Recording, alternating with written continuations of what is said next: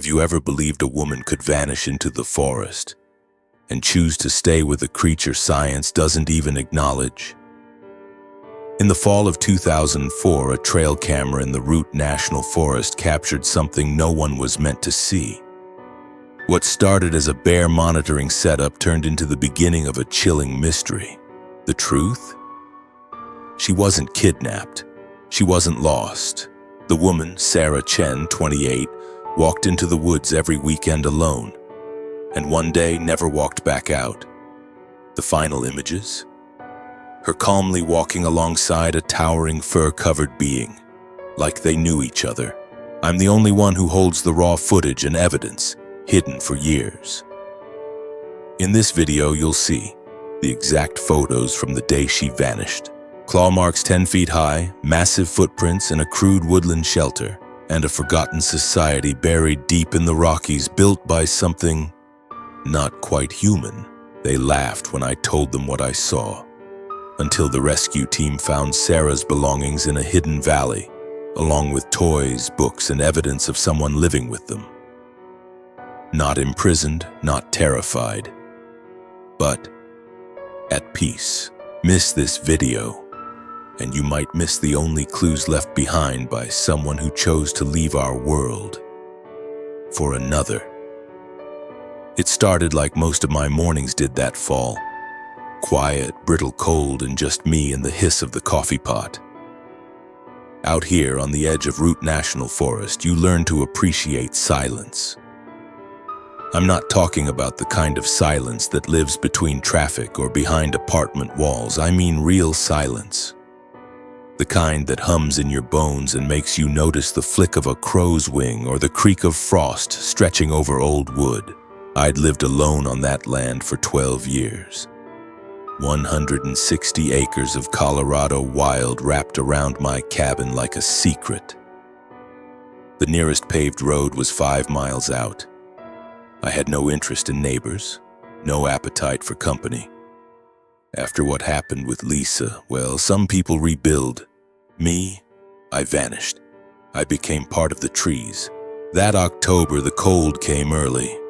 Bears were still moving, slow and hungry, and I'd set up 12 trail cameras around the property line. Half for wildlife tracking, half for peace of mind. Nothing fancy, just enough to catch whatever crossed the line. Mostly deer, sometimes mountain lions. Once a nosy hiker who got too close and didn't come back. And then she showed up. I remember the first time I saw her. I was reviewing the footage like I always did, slow, mechanical, sipping coffee that had gone bitter. Frame by frame, just shadows and squirrels. Then came a clip from Camera 7, Bear Creek Trail. A young woman, mid to late 20s, walking alone. Brown hiking boots, olive backpack, hair pulled back. She moved like someone who belonged to the forest, not passing through it. I paused the video, leaned in. She wasn't scared, wasn't lost. She was comfortable, like the trees were hers too. Trees. At first I figured she was just one of those solitude seekers. You get a few out here. Kids chasing some kind of off-grid dream. But something didn't sit right. She showed up again, and again, every Saturday morning. Same hour, same trail. Always walking deeper, never turning back. The kind of pattern a hunter notices. She never looked up at the cameras, never brought a dog, never another soul with her. Just her and the trees, like she had a destination in mind that nobody else knew about. The last time the camera caught her was November 14th. It was cold enough to burn your nostrils that morning. The ground had that glassy shimmer, frozen dew gripping pine needles. I played the footage like I always did, expecting the usual. There she was, Sarah, though I didn't know her name yet. Boots crunching softly over the frost-hardened ground. Same pack, same rhythm. And then, something new. 2 seconds before she exits frame, a shape appears behind her. It wasn't another hiker. It was tall, broad, moving low but fast, like it was following. But no sound, No leaves crunching, just shadow. And even on that grainy footage, I could tell it wasn't shaped like any man. I watched that clip at least 20 times. I slowed it down frame by frame. She never turned, never reacted. Whatever it was, she didn't see it. Or maybe she wasn't afraid of it. I sat there in my cabin, the fire snapping behind me, that footage frozen on my laptop screen. My reflection flickered across her face in the paused frame. She looked calm, peaceful even, like she'd just slipped into the woods and trusted it to take her somewhere good. But what chilled me, what truly sank into my bones, wasn't the creature. It was the ending. There was no footage of her returning, ever. Not that day, not the next week, not the week after. Nothing. You have to understand, those cameras were motion-activated, 30-second bursts, 12 of them, overlapping fields. It should have caught her returning, but it didn't. I didn't sleep that night. Something about it all started itching beneath my skin. I kept playing that clip, zooming in, adjusting contrast like the answers were tucked inside the pixels. I stared at that shadow behind her, its shape wrong, its arms too long. The shoulders sloped like they carried ancient weight. But Sarah walked forward like it wasn't following her, like maybe she was leading it. That night I drank too much whiskey and stared out the window. The trees were just black shapes, swaying slightly as if they were whispering something to each other I couldn't hear. I felt watched, not threatened, just noticed. The wind shifted, whistling down from the ridge, and I swear for just a moment it carried something deeper than wind. A presence. You spend enough time alone out here and you start trusting your instincts more than your eyes. Mine were screaming now. Not in fear, something else. Curiosity, dread wrapped in wonder. I printed a still from the footage. Just one frame. Her face as she passed camera 7, eyes forward, mouth relaxed, the faintest smile. And behind her, barely visible, just a blur of darkness shaped like something that didn't belong. I pinned the printout to the wall above the fireplace, not for evidence, just because I needed to see her, to remind myself this wasn't a dream, that she was real, that something happened to her. A part of me wanted to call someone. The ranger station, maybe. Report a missing hiker. But the rest of me, the part that's seen things in these woods that don't make sense, that part told me to wait. Watch. Let the forest speak in its own time. I didn't know her name then, didn't know where she came from, but something about her felt familiar. Like a note you'd heard in a dream, then forgot until it played again. The fire crackled. Outside, the wind picked up, rustling through pine needles, soft but steady. I sat in my chair, lights dimmed, eyes fixed on that photo, and somewhere out there, past the tree line where the cameras couldn't see, she had either vanished or found what she was looking for, but I wasn't ready to believe she was gone. Not yet, and neither was the forest. I didn't sleep much after that. Something about the way she disappeared sat on my chest like a stone. I kept going back to that footage over and over again, as if the screen might blink and show me something new the 10th time around, or the 100th.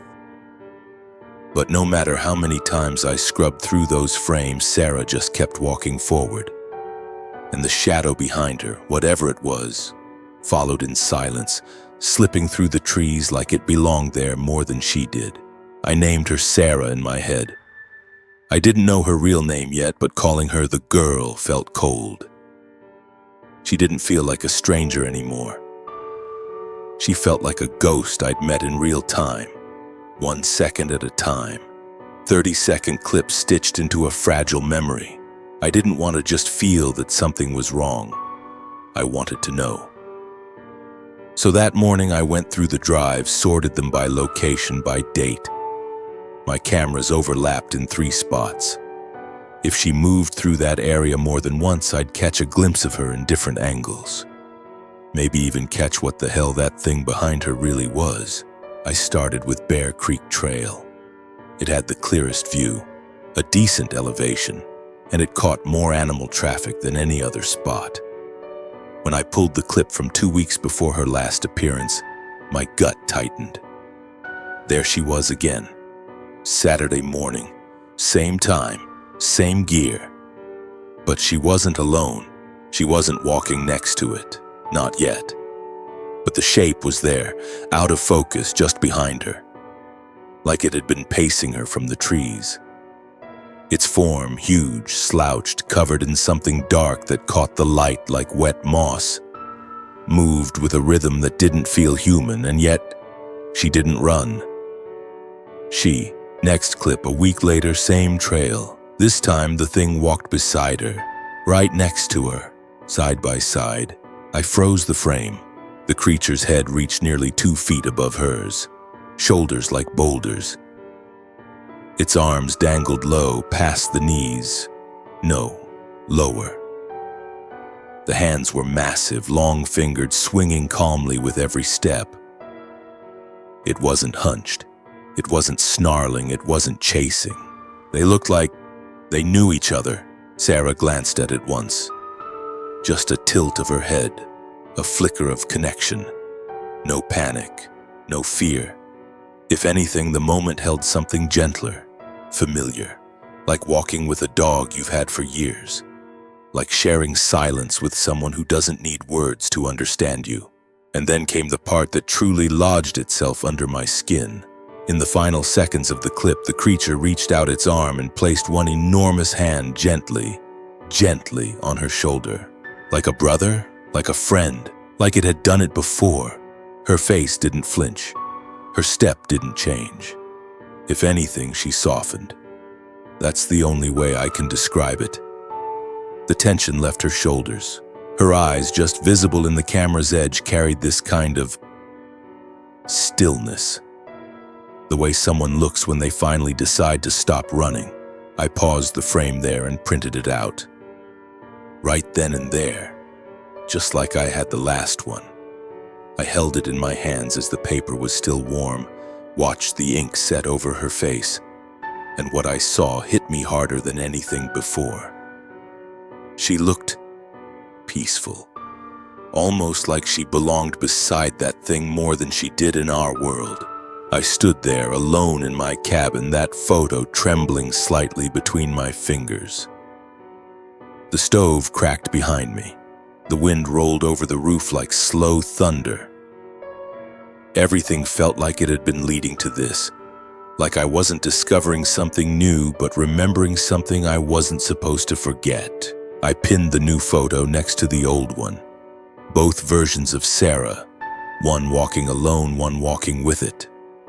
I stared between them, noticed how her posture shifted, how her eyes grew quieter, not dimmer, just deeper, like she'd found something out there we couldn't understand, or maybe something had found her. My throat felt dry. I didn't know what I was looking at. I didn't know if it was real or some trick of the light and loneliness. But I knew one thing. I'd seen a lot of things in those woods. Deer tangled in fences, bears standing 10 feet tall, a cougar once with eyes like glass, but I had never ever seen anything like that. It wasn't just the size of the creature, it was the calm, the way it carried itself, the way she welcomed its presence, and the way it touched her, not like prey, not like possession, but like something ancient greeting something fragile. I started pacing. My boots echoed over the hardwood floor. Part of me wanted to report it, to show the footage to someone, anyone. But I already knew what they'd say. I knew the laugh. I knew the maybe you need a break smile. The kind they gave you after the divorce, after the bottle, after you stopped calling back. No one was going to believe this, so I sat down instead. Opened a new logbook, wrote down every detail I could remember, every timestamp, every shadow, every faint movement in the background that might mean something later. I wrote it like I was writing to someone who needed to know. Someone who'd come after me, someone who would believe. That night, I didn't turn on the lights. I sat in the dark, that same fire humming in the stove. The photos glowed faintly under the low lamplight. Outside, the wind had quieted. Snow whispered against the glass. And in that silence, something shifted in me. This wasn't just a disappearance anymore. This was a story unraveling, one piece at a time. And I wasn't sure where it was heading, but I knew now, without a doubt, I wasn't the only one watching. I didn't want to believe what I'd seen. That first time, I thought maybe the light had bent strange. Maybe it was a bear standing wrong or a tree in motion. But deep down, I knew. Whatever walked beside Sarah that morning, it wasn't a shadow, it wasn't wind. It was something real, and it didn't belong in any field guide I'd ever read. I spent hours that Sunday scrubbing through files from Bear Creek. That trail cuts through a denser patch of forest, where the light filters in soft and green and everything moves a little slower. The camera placement there wasn't great. It caught more noise than clarity. But the 3 clips I found made my stomach turn cold. First one, time-stamped 2 weeks before she disappeared. There she was. Sarah, hair pulled back in a loose braid, backpack snug to her shoulders, her steps light, unhurried, like she was heading somewhere she trusted. 30 seconds in, the motion caught again. Off to her left, a dark figure, slender at the waist, impossibly wide at the shoulders, and tall, taller than any man. I paused it, leaned in, played it again at half speed. It stayed just behind the tree line, almost like it knew exactly where the camera's reach ended. Second clip. 1 week later, same trail, same hour. She wasn't alone. This time, the thing was walking with her, out in the open. No more hiding in the shadows. Its full body and frame for 3 clear seconds. It walked to her left, like a silent guardian swinging its arms slowly in rhythm with hers. It didn't hunch, it didn't creep, it strode, like something ancient, alive in ways we've forgotten how to be. Thick dark hair covered its body, but not like an animal's. More like something natural, primal, but intelligent. Its arms nearly brushed the ground, and the head, large, oval, with a forehead that jutted out like the slope of a boulder. I didn't know what to feel. Fear, sure, but also this strange reverence, like watching something sacred you're not supposed to see. And Sarah, she never once looked afraid. She glanced up at it halfway through the clip. Just a glance, not shocked, not startled, just aware.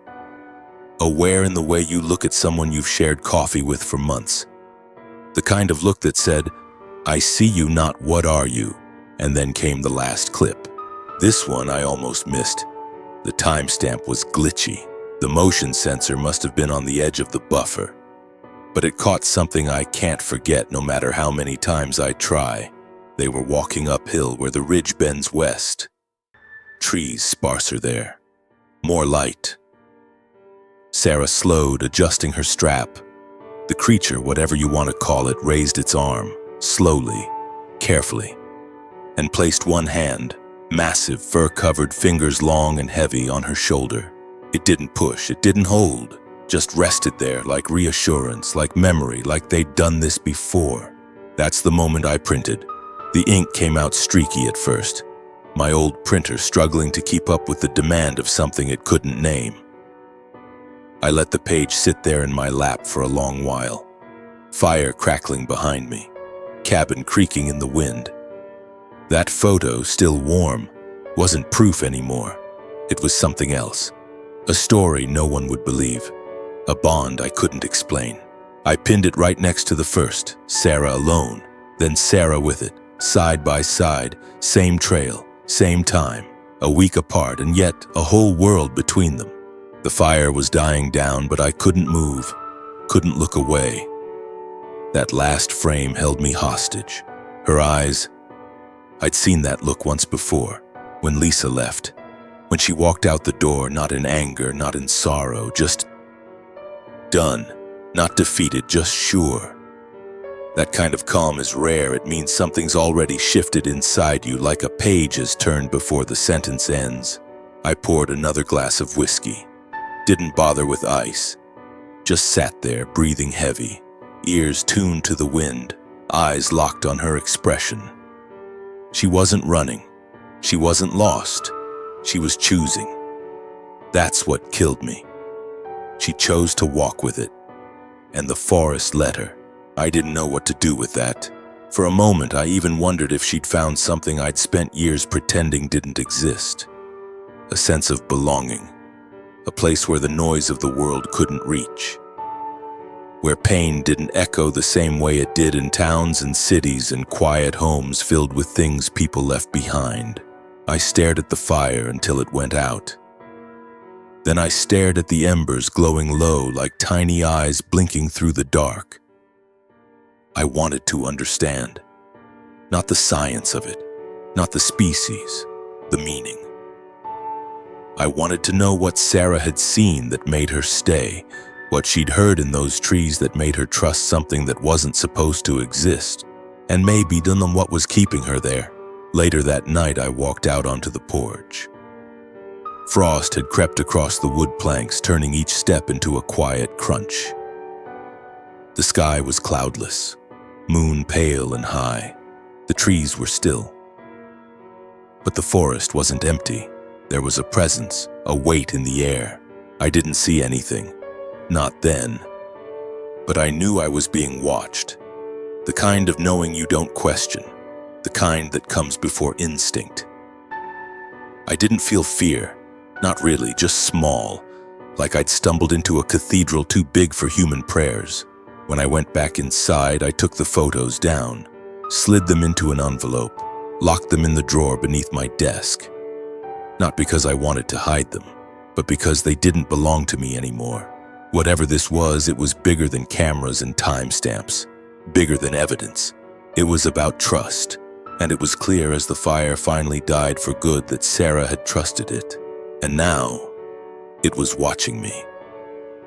I set out just after sunrise. November air out here bites differently.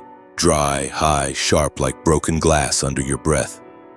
My boots hit frost-bitten pine needles with a weight I hadn't felt in years.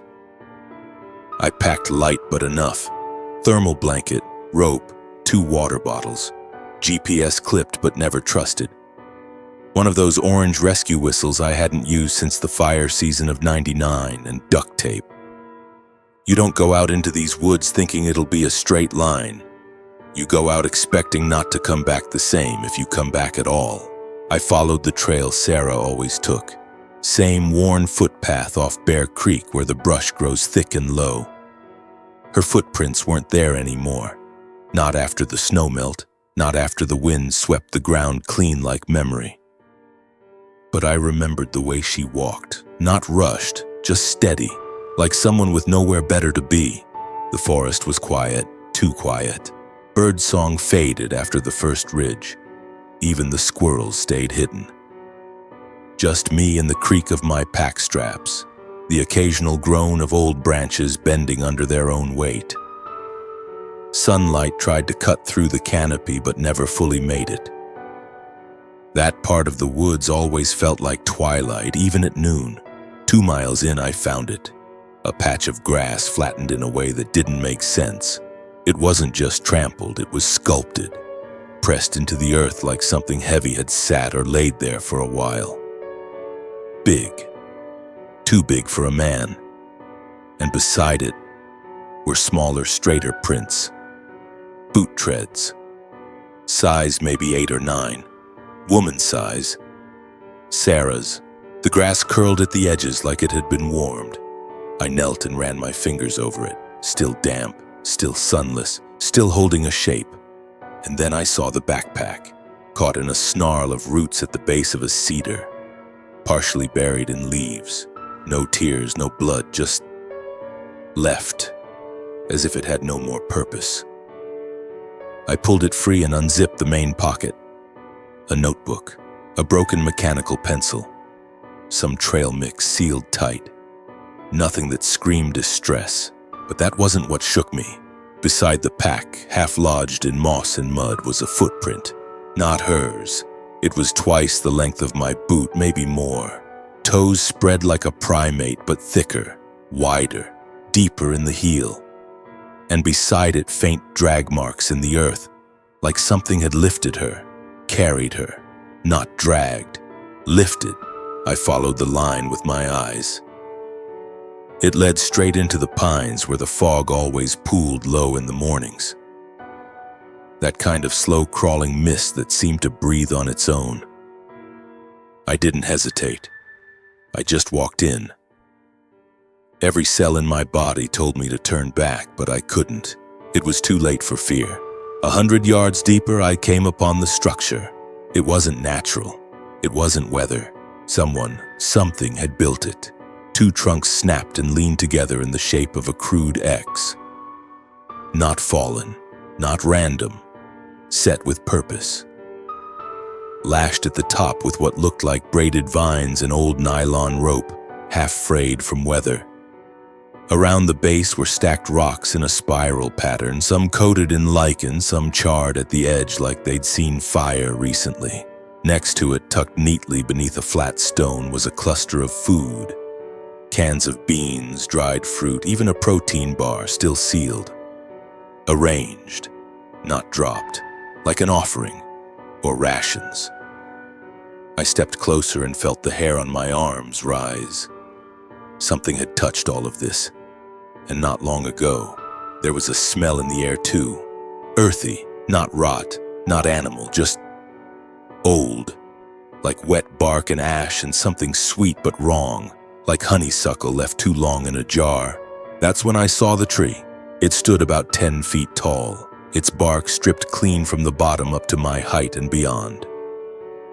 Claw marks, deep, jagged, 5 of them. Space too wide to be from any known animal. And above that, a long strip of bark was peeled back entirely, revealing smooth, pale wood beneath. A symbol had been carved into it, something circular with slashes across like a compass lost to time. I took a step back and something caught my eye, snagged in the crook of a high branch. At first, I thought it was just wind-tattered moss. But as I moved closer and squinted up, I saw it. Hair. A long, thin strand of dark brown hair. Tangled, caught on the branch like it had been ripped free. Too high for her to reach. Easily 8 feet off the ground. I took my multi-tool out and carefully clipped it down, folding it into a zip bag without a word. My breath felt heavier now, like the air was thickening around me. That's when I felt the weight shift, not in my bag, in the woods. That creeping feeling again.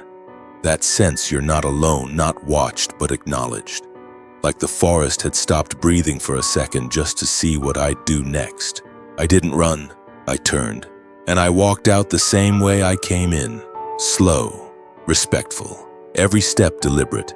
Like crossing sacred ground you had no right to be on. Back at the cabin, I locked the door behind me out of habit. Not out of safety. Because truth is, if something out there wanted to come in, a lock wouldn't stop it. I placed the bag with the hair on the table and stared at it for a long time. Then I took out the notebook from her pack, flipped through it. Flipped. Nothing. Empty pages, save for one line scribbled faintly halfway through. Wherever you are, you're not alone. And I don't think she meant that in a bad way. I called in a favor that night.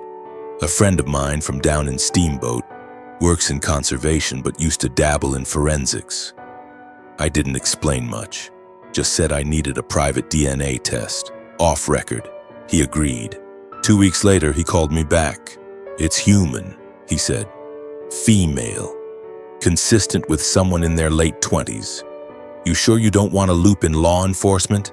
I told him no, because this wasn't their kind of case.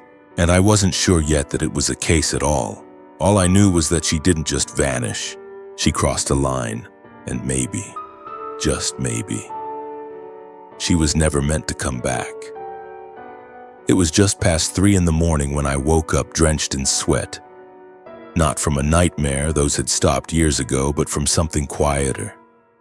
The kind of sound that doesn't startle you, just calls you. Like someone whispering your name from the other side of a dream. I sat up, still in the clothes I'd worn earlier. The fire had gone out, ash cold. Cabin sunk in black except for the weak red glow blinking on the trail cam receiver. No movement logged. But I knew something had changed. I couldn't explain it. The way the air felt tighter, like the forest was holding its breath. I stepped outside barefoot, the porch wood freezing under my soles. No wind, no crickets, just stillness. And the trees. So tall and silent they felt like they were listening too. That silence clung to everything for the next 2 days. No deer, no bears, not even the damn squirrels.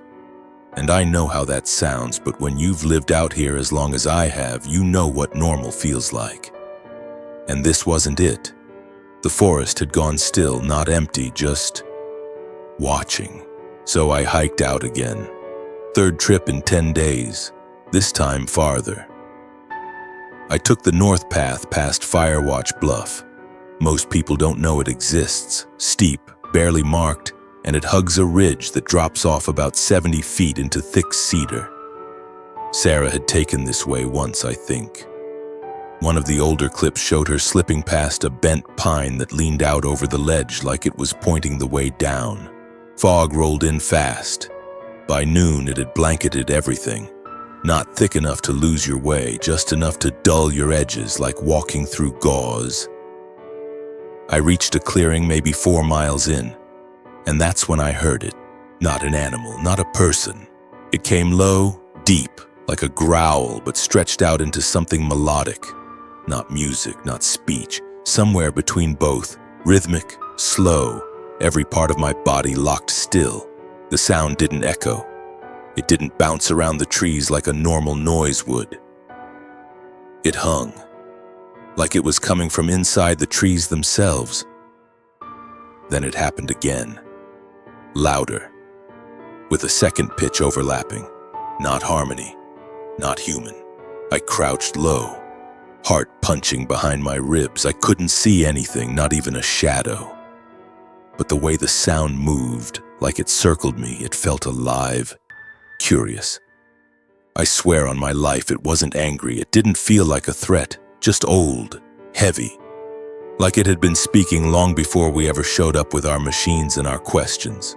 Branches above me swayed, but the air didn't move, not even a breeze. The trees trembled like something big had passed through without touching the ground.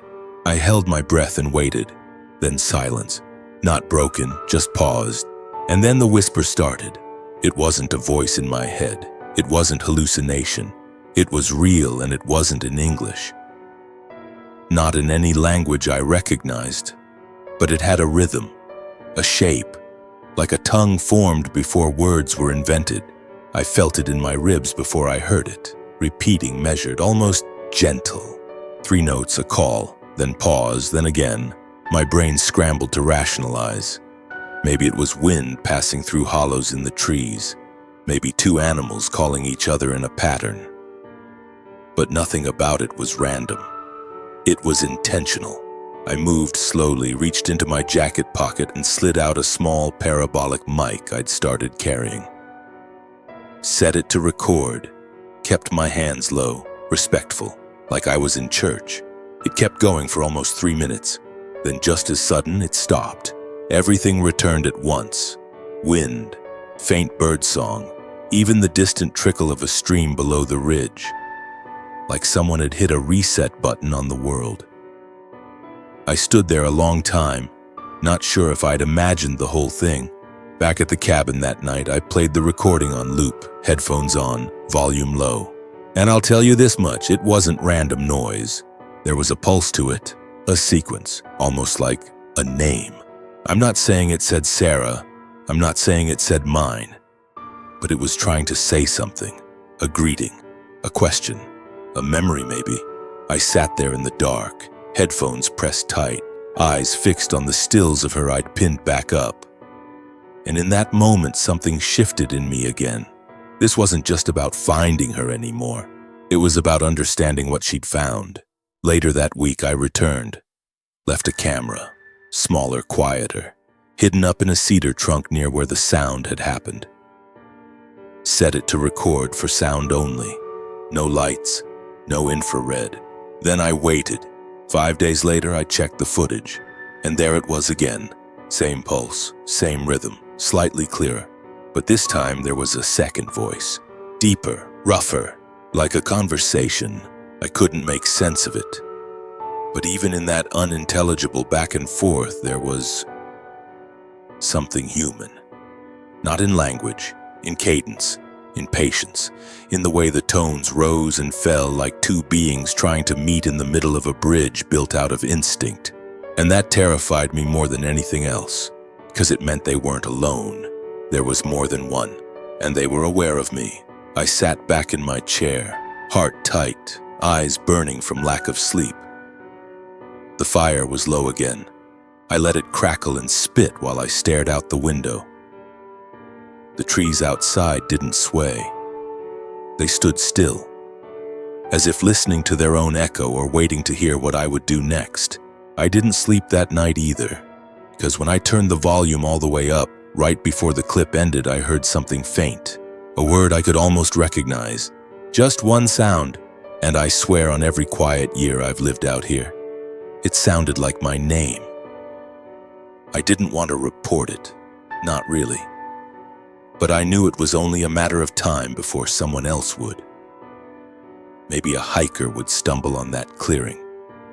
Maybe another ranger would pick up the same whispers I'd recorded and start asking the wrong questions. So I called Sheriff Meeks. It was a Wednesday. Cold enough that the frost stuck to the windshield past noon. I didn't dress up. No reason to. I knew how this would go. I drove into town with a folder on the passenger seat, printouts, sound clips on a thumb drive, one of Sarah's photos tucked between pages like some kind of prayer. The sheriff's office hadn't changed in 20 years. Same wooden door that stuck in winter. Same burnt coffee smell. Same bulletin board with photos of missing hikers yellowed at the corners.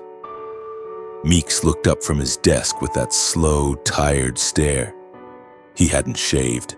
His radio crackled beside him, but he didn't turn it down. I told him I needed to talk. He let me in, leaned back in that busted chair, and motioned for the folder. I started slow. I told him about the girl, how she kept walking into the woods alone, how she stopped coming back. Then I showed him the footage, one clip, just 30 seconds. Sarah walking beside it, not running, not afraid. His brow furrowed. He squinted, said, "What am I supposed to be seeing?" I zoomed in. He leaned forward, silent now. The creature, clear as day, and her beside it. He didn't say anything for a long time, just sat there. Then he exhaled and pushed the laptop back across the desk. "You trying to be funny, Ed?" "No." "Trying to stir something up again?" "I'm trying to tell you a girl went into the woods and didn't come back, and this thing is involved." He shook his head, smiled, but not kindly. "We both know you've had ideas before." That hit harder than I expected. I swallowed it down. "I'm not crazy." He rubbed his temple. "Nobody said you were.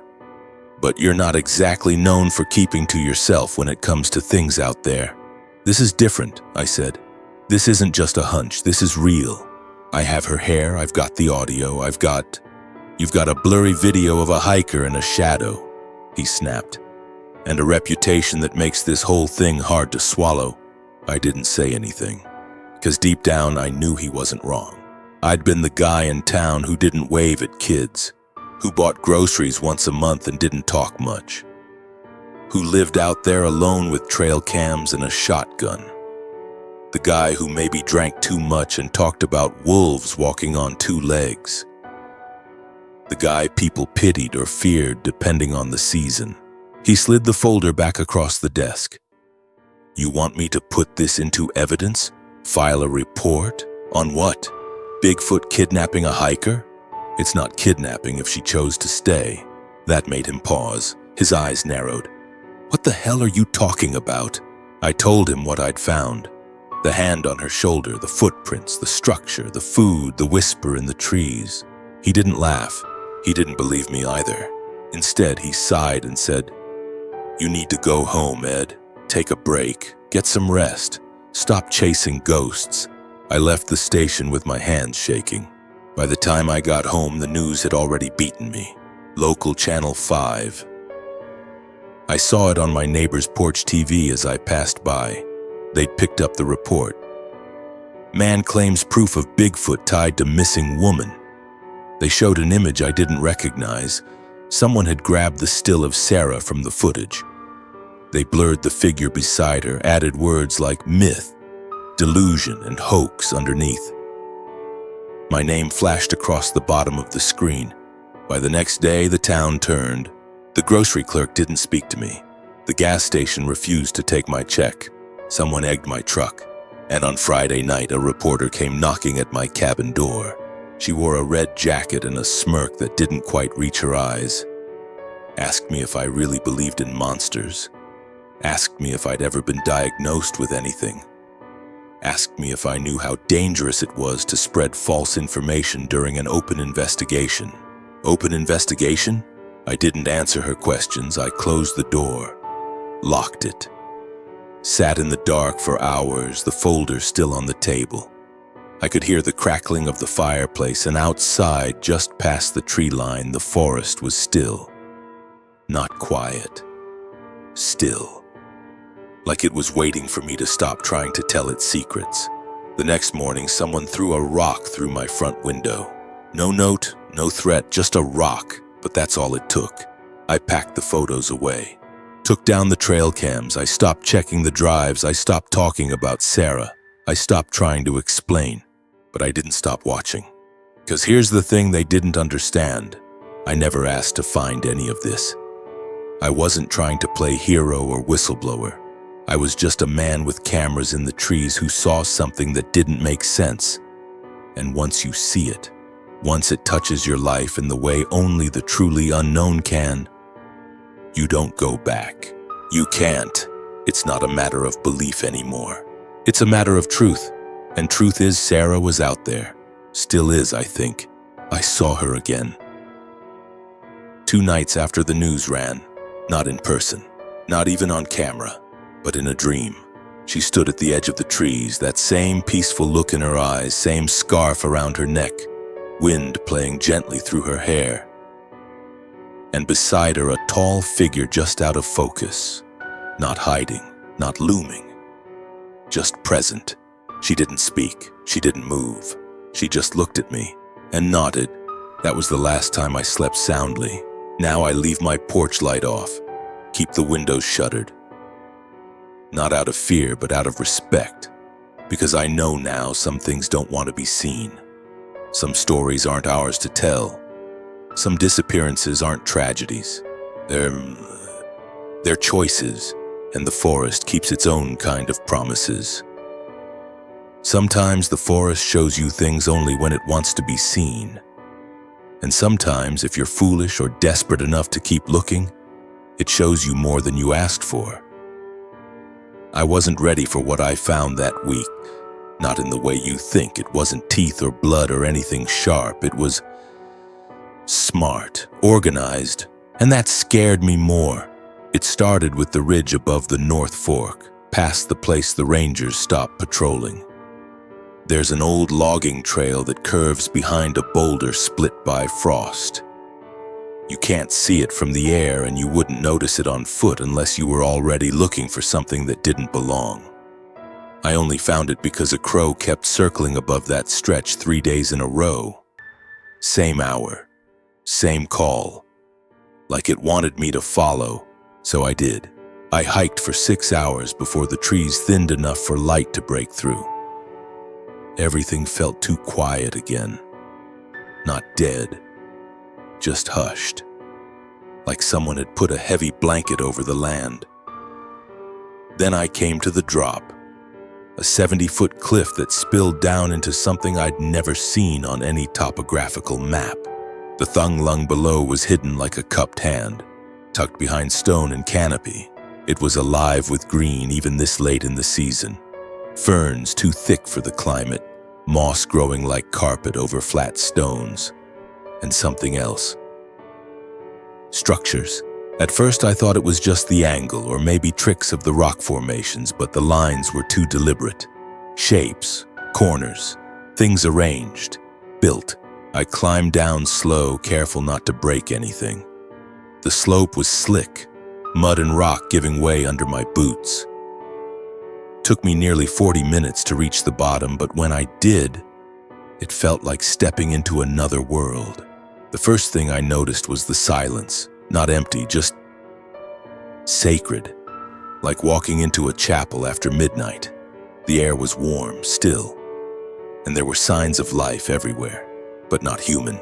There were shelters, half caves with stone faces and wooden frames covered in layers of fur, bark, and what looked like stretched hide.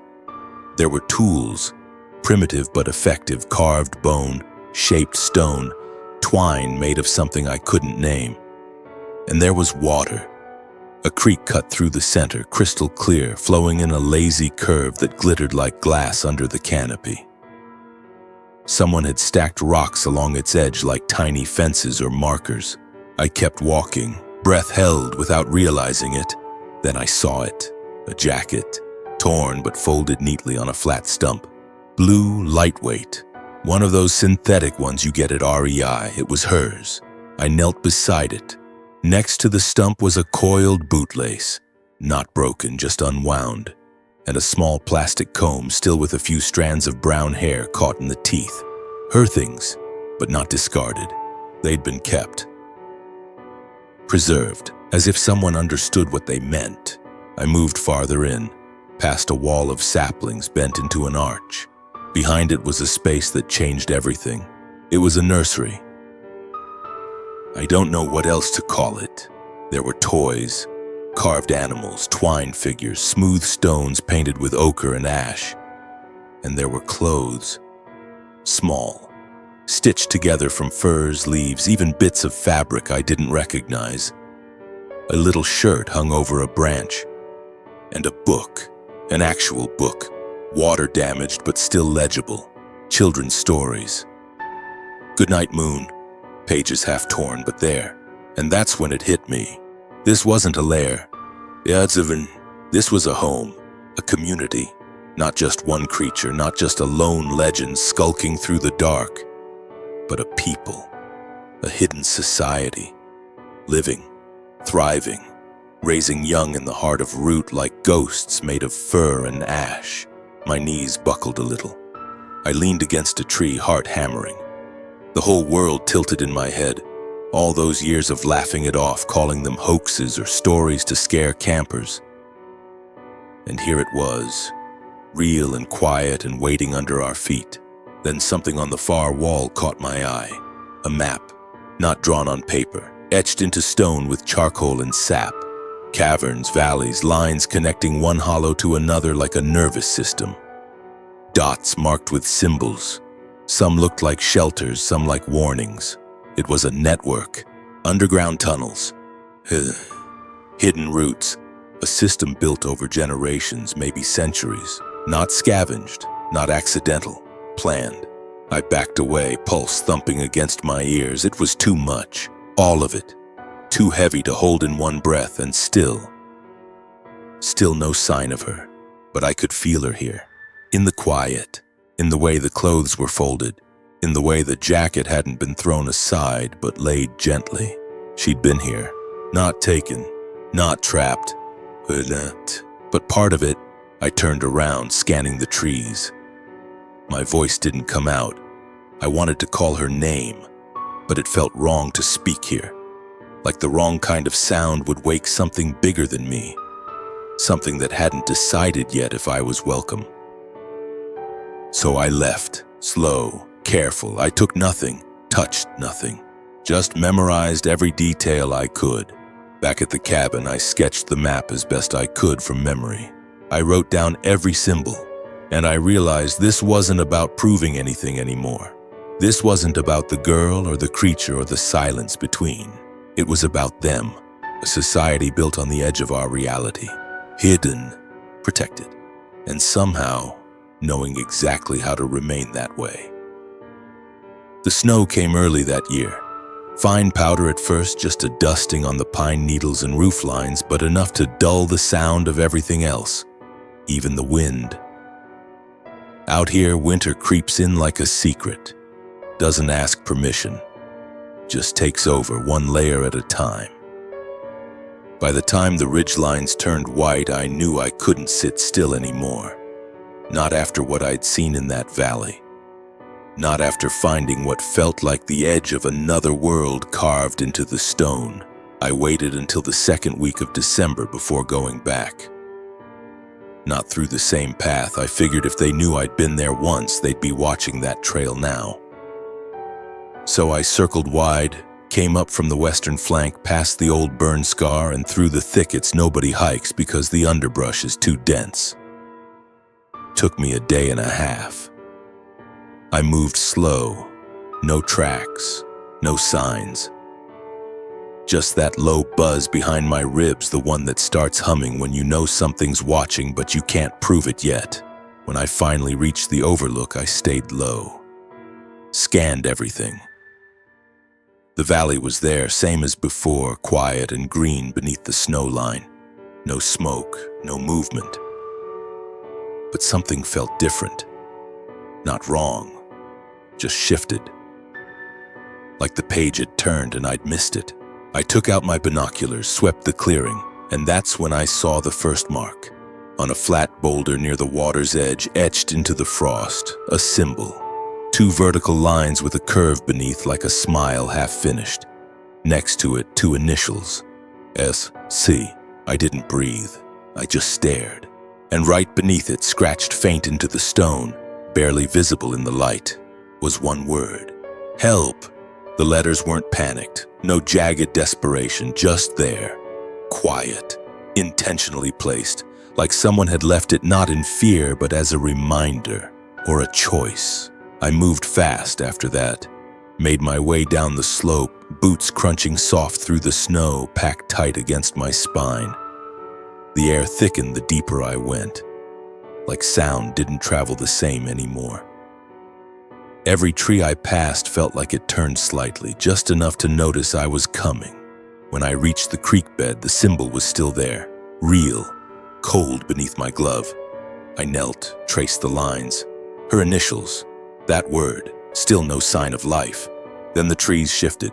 Not loud, not dramatic, just rearranged. I turned, instinct sharp. Behind me, about 30 yards back, something stepped from behind a thicket of cedar. Small, barely 4 feet tall, covered in fur so light it almost shimmered gray-blue under the snow-filtered light. It was a juvenile. Bigfoot, if you want to name it. But it didn't feel like a creature. It felt like a being. It stood still, hands at its sides, eyes too dark and too large for its small frame. But it didn't blink, and in its hand, clutched tightly, was a scrap of fabric. I knew that color, sky blue, same as the scarf she wore. The little one looked at me for a long moment. Then it crouched, placed the cloth gently on a flat stone, and backed away. Not in fear, in understanding. It was offering. I stepped forward, slow, heart hammering like a storm in my chest. Picked up the scarf. It was worn, frayed at the edges, smelled faintly of cedar and smoke and something sweeter underneath. I held it to my chest, and when I looked up again, the juvenile was gone, but something else had stepped into view. Tall, broad, fur dark and thick, glinting faintly with frost. It didn't move fast, it didn't threaten, just stood there, watching me. And I watched back. We stood like that for what felt like a whole season. My fingers wrapped around that scarf like it was the only thing keeping me from floating away. I didn't speak.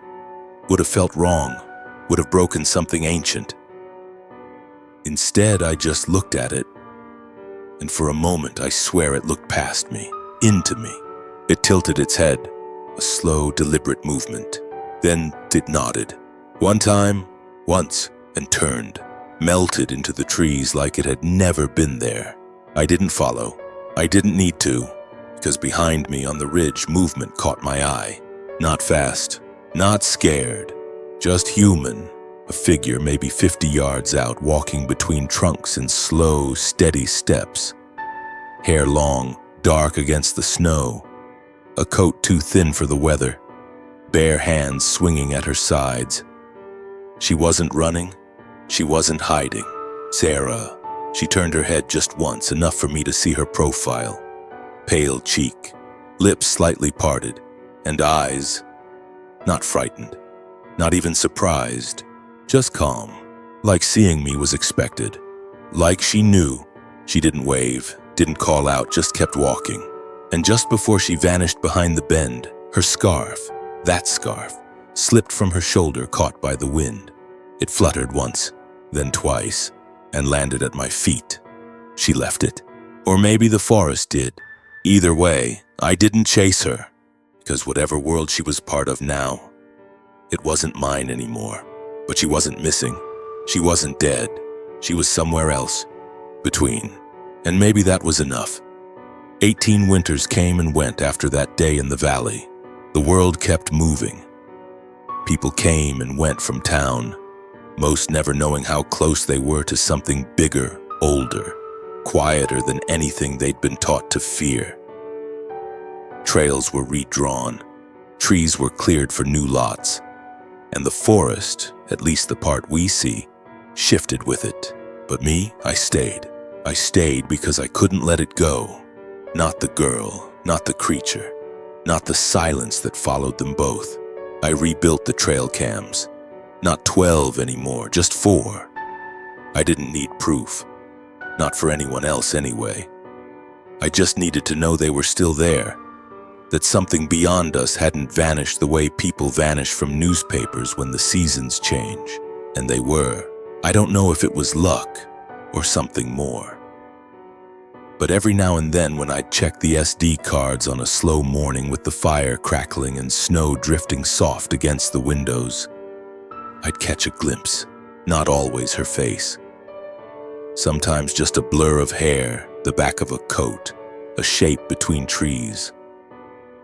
Other times it was that familiar silhouette, too tall, too still, too right for anything we've ever called real. They didn't come close again, not like before, not since the scarf, but they passed through. They let themselves be seen, like it was their way of saying, we remember. And maybe that was enough. The last clip I ever kept was dated mid-January. Heavy snow that week. Everything glazed in white. Pine branches bent and frozen like frozen arms reaching down. The camera near the east perimeter picked up faint motion. I didn't notice at first. Thought it was wind, maybe a deer, maybe nothing. But then I saw her, Sarah, full frame, standing still, alone. She didn't move toward the camera, didn't smile or wave, just turned her head slightly like she was aware of it. And for the first time, after all those years, she looked straight at the lens, not long. Just long enough. Her face hadn't aged much, not the way we do. Something in her looked preserved, softened by something we couldn't understand. Her eyes were calm, not pleading, not broken, just knowing, like she was trying to say something without sound. And if I had to put it into words, it felt like this. I'm all right, stop searching, let it be.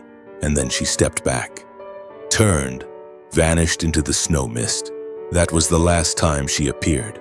I didn't upload the footage, didn't copy it to the cloud or email it to a researcher or hand it off to some podcast kid with a mic and a theory. I didn't even save it on the hard drive. I watched it once, and I let it go. Because the truth isn't always meant to be dragged into daylight. Some truths belong to the trees, to the soil, to the spaces between two worlds where time slows down and names don't matter anymore. After that, I took the cameras down, all of them. I packed them away in the old red trunk, the one I used to keep bear traps in. Locked it, buried it in the back of the shed. Haven't touched it since. Instead, I hung something else, a small wooden tag, roughly carved, nailed to the old pine just off my front porch. Burned into it are two words: not missing, not lost. Just missing found. That's what she is to me now, and maybe to the forest too. Some nights I still hear the whispers, not loud, not angry. Just there, behind the wind, beneath the call of owls, between the cracking limbs and shifting snowdrifts. A rhythm older than words. A sound not meant to be understood, only felt. I sit on the porch sometimes, coffee in hand, blanket wrapped tight around my shoulders, and I listen. Not for her voice, but for their presence. Because they're still out there, not hiding. Just choosing. And I've learned to respect that choice. There are people who spend their lives chasing legends, burning through gas and camera batteries just to say they saw something that can't be explained.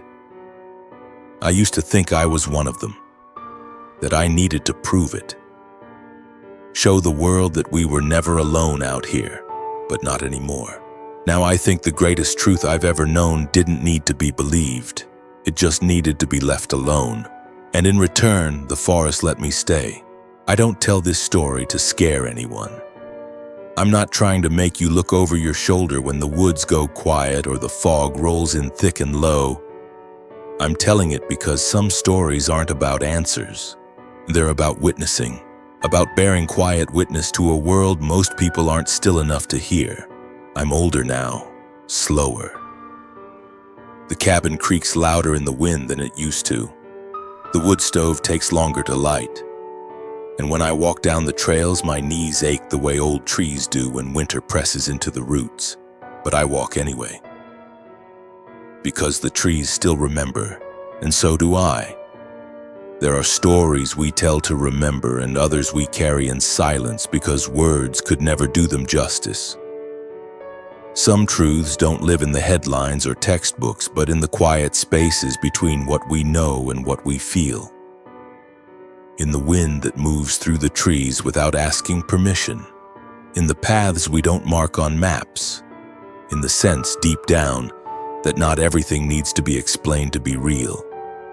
Sometimes it's the unanswered questions that keep our hearts soft, our wonder alive, and our feet firmly planted on this earth with a little more humility. Because not all things that disappear are lost, and not everything we call strange is meant to be feared. Some mysteries exist not to be solved, but to remind us that the world is far more sacred, far more layered than we've been taught to believe. That connection doesn't always come through language, and peace doesn't always arrive with answers. There is meaning in the silence, purpose in the unknown, grace in letting go. And maybe, just maybe, the ones who walk away aren't escaping something. Maybe they're walking towards something we can't yet understand. Thank you for listening. If this story moved you, unsettled you, or made you feel a little less alone in your questions, I invite you to leave a comment, share your thoughts, or just sit with what you felt. And if you'd like to hear more stories like this, don't forget to subscribe and follow the channel. Sometimes all it takes is one quiet voice in the dark to remind us we're not the only ones still listening.